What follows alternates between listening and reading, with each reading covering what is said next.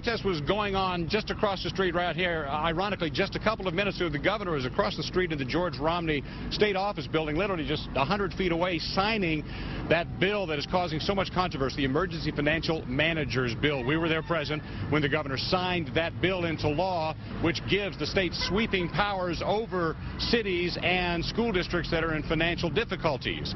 As a matter of fact, our Val Clark today spent some time talking with a city that knows quite well what it's like to be taken over by the state. Bill Cooper's position as Hamtramck city manager was created out of financial crisis. The city within a city fell into receivership, but emerged 5 years ago.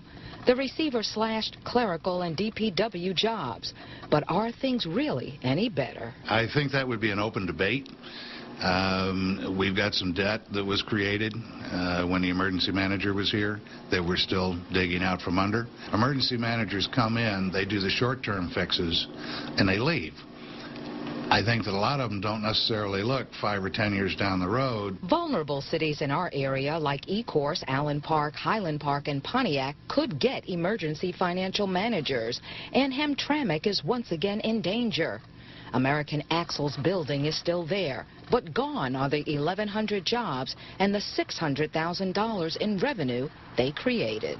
This problem is so serious across this state. Hamtramck is now one of more than 60 communities that the Michigan Department of Treasury has on a special watch list. And that's why Cooper believes so many EFMs are being trained. What I've heard is that there's already been 65 trained as emergency managers, and that the state is preparing to train 150 more. Consolidating services is the EFM tactic, but Hamtramck and Highland Park have already adopted it. We've got a very good income tax operation, and they in essence hired us to handle their income tax.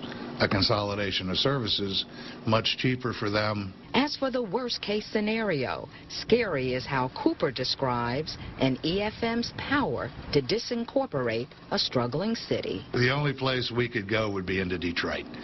Us in Highland Park are completely surrounded by Detroit. What had been a day of relatively peaceful protests ended like this in a street just outside the Capitol. State police wrestle one man to the ground. Another officer in the background shoves a young woman to the street. It all began a couple hours earlier inside the rotunda.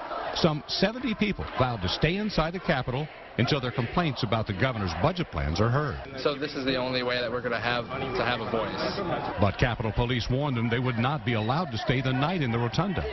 When a handful of the protesters argued, police made their first move, arresting 6 of the protesters and dragging them out of the rotunda. That was warning enough for most of the rest, who left peacefully.